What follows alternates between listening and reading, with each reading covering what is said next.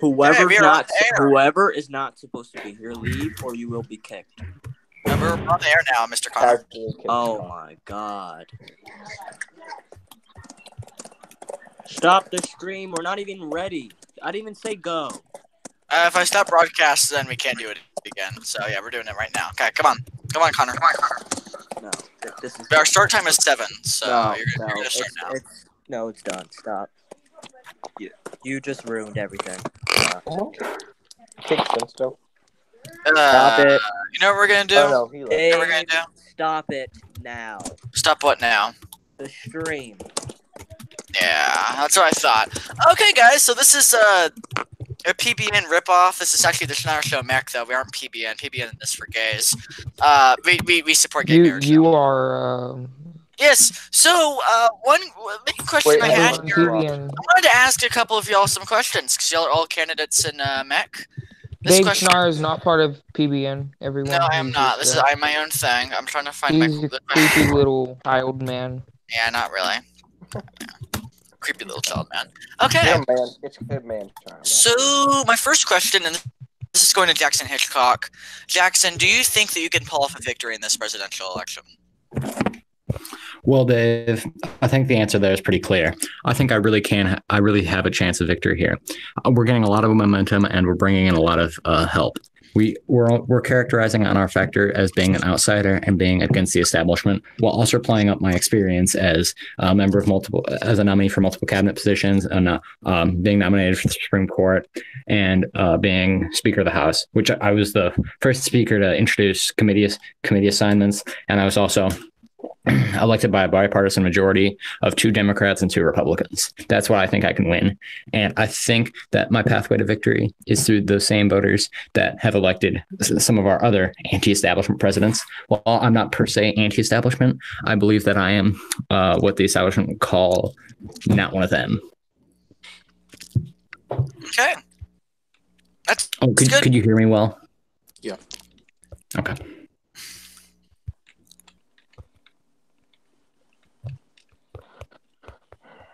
Okay. The same question goes to. What I'm gonna do is I'm gonna ask what we're gonna do here. Everyone gets 30 seconds. I forgot to do opening statements. My bad. So everyone's gonna do opening statements. You got 30 seconds for those. You can. Okay, you have a minute. You have a minute, and then you have 2 minutes for opening statements. Starting with District 1 Senate race, please make your opening statement. So Nathan Brown, you can go first for opening statements. Well, my opening statement, that's a nice little surprise. Well, it's just great to be here. Hope this isn't really a formal debate because, I wasn't prepared, but I'm, more than happy to sit down and have this little discussion with all of you here today. It's great to see you all. You all sound amazing, and I really hope that we can have a productive conversation and find some kind of an agreement with our conflicting points of view. So I'm very excited to be here, very excited to talk among you guys, and, just glad to be here. Hey, let's go now to some of the Senate candidates. Ivor, opening statements. I thought. Oh, yeah, Jackson, opening statements, yeah. Ladies and gentlemen, I'm here today to tell you why I should be the next president. In my career of sales, we call this a 1-minute pitch, but y'all are only giving me 30 seconds. I'm going to use this 30 seconds to explain a few things. 2 minutes. Why I should be a president, why I'm the best candidate for the presidency, and what I'm going to do as president. We'll start from the top on why I should be president. And that's because I bring a mix of experience and a special outsider quality that we are also missing in Washington. Then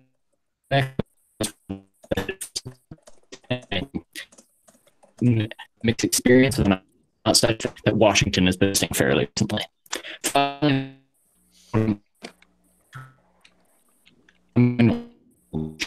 we actually create them. And then just the next 4 years, but for the next 4 You're kind of breaking out. I'm going to continue supporting democracies and free trade across the world and continue creating American jobs. I bring the outside factor, and I'm Jackson Hitchcock, and I will be your next president. Hey, Epideli, opening statements. I'm not sure which race I'm running in, so I'm not running in anything. Oh, you're That not? shows how unprepared you are for this. You're just here? Okay, Yes, you're getting because this ejected. was PBN, but you Yeah, you're getting stole. ejected. Okay. Okay. Ivor, opening statements. So how much time do we have? 2 minutes. What? 2 2 minutes. minutes. Okay, so well, I didn't come here to have any sort of debate because I didn't really have an opponent. I came here to continue my full transparency, honesty with the people, with the voters, and with other candidates to discuss my policy initiatives, ideas, and stances. I came here in goodwill to in hope for a good civil discussion, potentially some debates regarding the future and the present of MEC slash this nation. And I really hope that we'll have a very productive Meet the Press show because it's quite essential for the voters to really understand the issues and the candidates so they can make the best choice when they go vote on Friday night or Saturday morning. So that's pretty much it, and I'm open for any questions you may have about anything regarding my stances, my policies, my views, etc. Okay. And last but certainly not least, Tim Taft, opening statement. All right. Thank you for having me here. First of all, I'd like to thank the hosts of the thank PBN for having us. So, my name is This is the Schneider Show, Mac. We're gonna change the title of this video after. There's a little bit of a thing that happened, but whoops, I did not get that memo. Plus, we're an ASN affiliate, actually, so it's kind of treason of me to be doing anything with PBN. All right. Well, anyway, thank you to the Snyder Show for having us. Then, my name is Tim Taft, and many of you know me here as that crazy anti-Fed libertarian guy. But as most of the old timers here in McNair, I'm actually the founding father of the mock election community. So, to tell you a bit about my history here in mock election, we have to go way back to the very first season of MEC when I created the community with my alt account, Jack Smith. I ran in the first 3 presidential elections, and it took 3 losses to the presidential race for me to finally learn my lesson. So during that time, there was a lot of conflict in the community, and I grew tired of it, and so I gave ownership of it away, and I'm obviously no longer owner of it, but I came back later and befriended Ethan Fitzgerald and served in his administration as chief of staff, where I aided him in policy decisions. During that time, I ran a successful campaign for the House of Representatives, and I was able to get elected to the District 7 seat of the House of Representatives. And while I was in Congress, I proposed and sponsored a number of bills ranging from the Border Security and Immigration Act of 2017 to the Firearms Protection Act, which I worked on with my good friend Jasir Best. However, I lost re-election and bowed out of politics for a while so that I could take some time to enjoy life. I came back later, and I was appointed to fill my old District 7 House seat when my good friend Ethan Davis resigned from it because he got elected to the Senate. It turns out I got the better part of his term, and then I launched my campaign for election to a full term, which I won, and I'm currently serving. And yes, full disclosure, I did propose ending the Federal Reserve, which that bill passed the House, and I'm hoping it passes the Senate. I've enjoyed talking to many of my colleagues about that, discussing central banking. Earlier this month, I announced my candidacy for District 3 Senate because I want to serve in a new capacity. I want to spread my core ideals to the Senate, and I would genuinely like to be a part of the discussions there. My core, most important policy is the promotion of liberty. I lack trust in state intervention in the lives of American citizens, and I don't think it would be wrong to say that the same is true for the vast majority of Americans. What I want to do, if elected, is work to maximize personal and economic freedom. Freedom to make your own decisions insofar as your labor goes, freedom to keep your income, freedom to marry whom you want, freedom of private property, etc. My core foundational principle is liberty, and that's what I will uphold as a senator. Thank you for having me here, and I look forward to the questions. Thank you. So this question is going to go to Nathan Brown, actually. Nathan Brown, how do you think you can pull off a victory in this election? Do you have a specific plan? I mean, what's going on here? Well, well, first of all, thank you for having me on here. Dave, it's great to be on here with all y'all. But I think our main pathway to victory is going to be talking about our people who have been left in the shadows for all these years, all the people who have been disenfranchised and looked over. And that's really what we're planning to run on. We're planning to, seek the trust of the heartland, because the only way you can accomplish something is if you can actually work together. So that's why, I'm running, because we need to do a lot of things like education reform, criminal justice reform, any and everything that we can fix. We need to do that. But we've been running on our experience as well. I'm very experienced. I've held numerous offices over my tenure, and that may put me in the definition of establishment, but that sure doesn't mean that I'm out of touch. I'm definitely not out of touch. So you can go ahead and put the establishment brand on my name and say all that, but I'm the real deal here. I am the one who's always been fighting for the people on Main Street and not in Washington, not in Capitol Hill. So I really believe that I am the best candidate to be president, because I've fought for all the for most of the things that we have implemented today. We've raised teachers' wages 3 times in my career, and I'm looking to do it for a 4th time, once and for all. Teachers are the backbone of society. They're highly underpaid. They're underappreciated. I think I can ramble and rant on, but I'm not going to do that. I'm going to be aware of all the other candidates who I really wish the best of luck to everybody. So, I'm going to yield to them, but I just could go on. So thank you for that very important question. Okay. Hi, just wanted to say I'm Han. That's all I wanted to say. Hi. Okay, what are you running for again, Tom? I'm sorry. Just so the audience knows. D2 Senate. And then Jacob Tanya is going to help me moderate this video also. Okay, I'm running for District 2 Senate. So. Okay. Let's just jump to some questions to some of the people who, well, Jackson hit you. I already asked that question. Okay, so, to some of the Senate people, do y'all, and, let's see, but I guess, Tom Kirkman, Ivor can answer this one first. Ivor, is there anything in specific that you'd want to change about Ubi Care, or do you want to keep it the same, or what's your overall position on that? On healthcare. On the current healthcare system in and any changes that you'd want to make to it, yes. How much time do I have? 2 minutes. 30 seconds. A minute. I'll give you a minute. I have a minute. Okay, so I'll try to be short. I wasn't in the Congress when Ubi Care was passed. However, I do support it.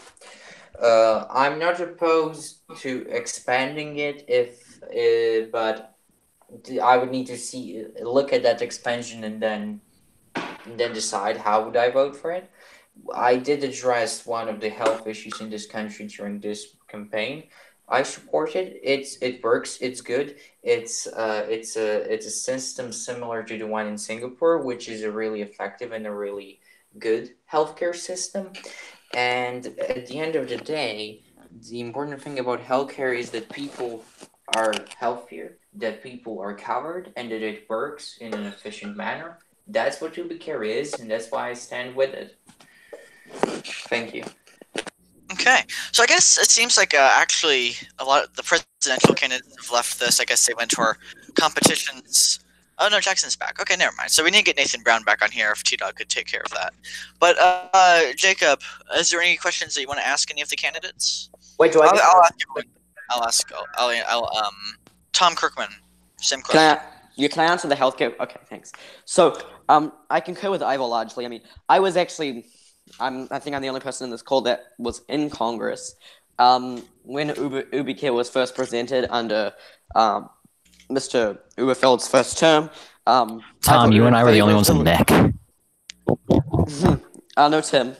Tim was there. But No, yeah, he I was left. in the, He left. Oh yeah, that's right. I was in the House. I was in the House at that time, and I voted in favor of Ubicare at the time.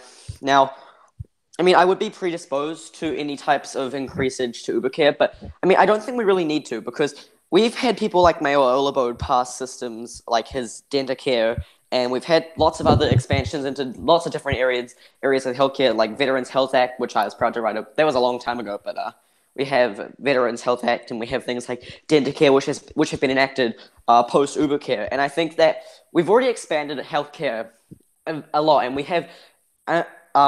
And we have a lot of Americans under healthcare, and I think that our system is good. So I don't think we need any changes to the system.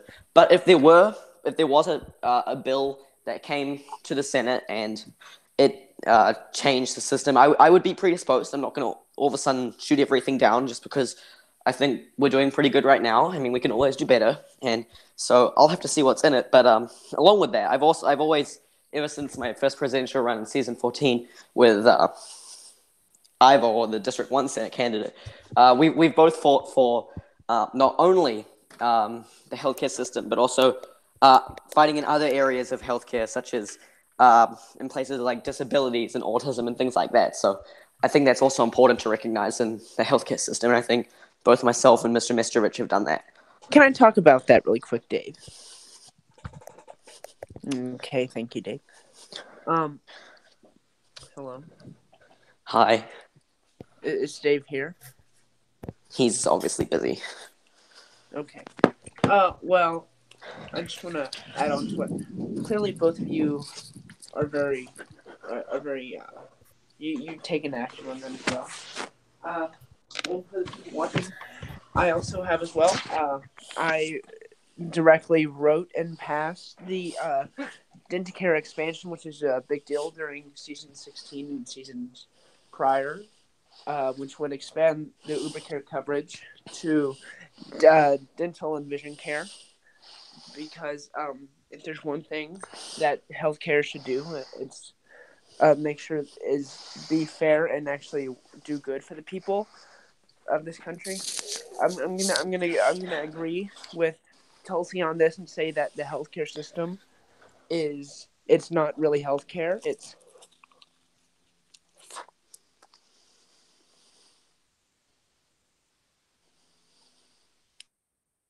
Thank you, Jacob, for that comment. Okay. Wait, can y'all hear me? Hello? Can y'all hear me? I'm gonna assume. I hope y'all can hear me. I'm scared now. Can y'all hear me? They're leaving to the real one, Dave. What? Where did everyone go? They're leaving to the real call. What real call? The real one. You know, the official one? But why don't we want to do it here?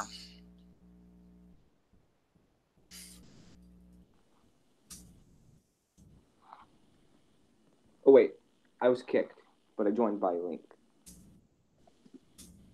I just realized that. Okay, we're having some technical difficulties here.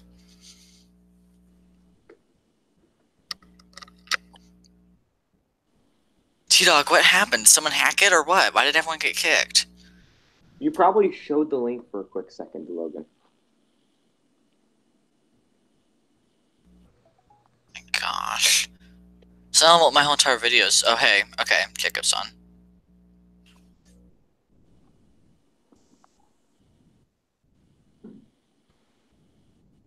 It was T-Dog. No, it wasn't. Yeah, it was. You hacked it, because you know how to do that. I'm the best at hacking. No, you're getting kicked. No, you can't. T-Dog, why did you do that, though? Yeah, no, you're getting kicked from MechChat.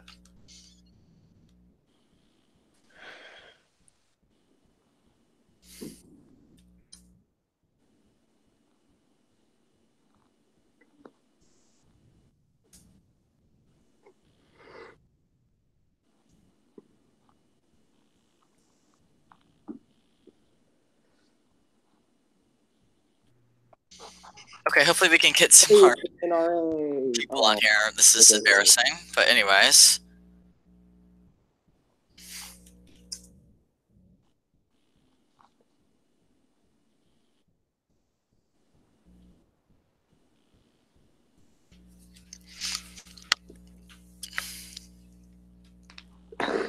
This is so sad. T-Dog, it was you. No, it wasn't. You have no proof. Okay, well, thank you for ruining my live stream, guys.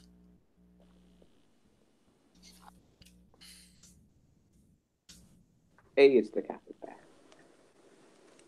We're live.